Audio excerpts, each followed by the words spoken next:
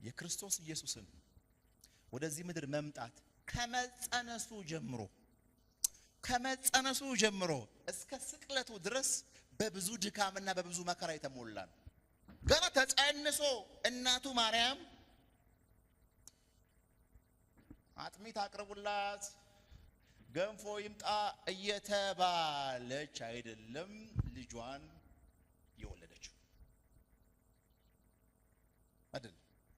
ገና ከመጸነሷ ጀምራ ትንከራተት ነበር። አብ ፊሽካ አልነፋ ስታፕ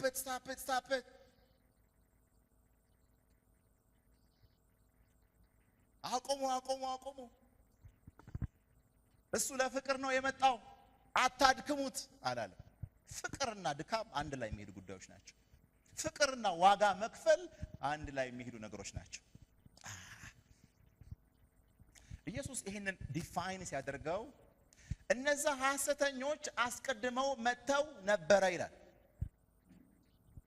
እውነተኛ ጠባቂዎች ስላልነበሩ፣ እውነተኛ እረኞች ስላልነበሩ፣ እውነተኛ አፍቃሪዎች ስላልነበሩ አለ ጠላት በመጣ ጊዜ ሄዱ፣ ሸሹ።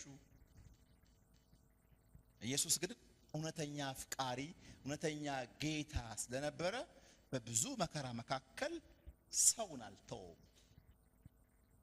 ካኑ ኢማጂን ከተጸነሰበት ጊዜ ጀምሮ በመከራ ውስጥ ነው ያለፈው።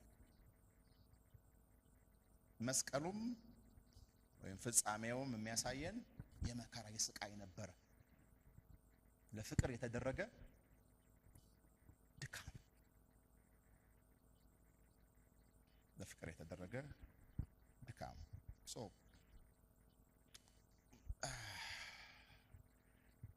ይሄ እውነት ነው ከኛ የራቀው። እኛ ይሁላችሁ የምንጠብቀው የድል ወይም የቪክትሪ አመጣጥ አለ። እኛ የምንጠብቃቸው አሉ። ለዛ ነው እኛ በምንጠብቃቸው መንገድ ስለሳልንና በዛኛው መንገድ እንዲመጡ ስለተንቀሳቀስን ነው የሚፈልገው ያ የህይወት ድል ወደኛ ያልመጣው።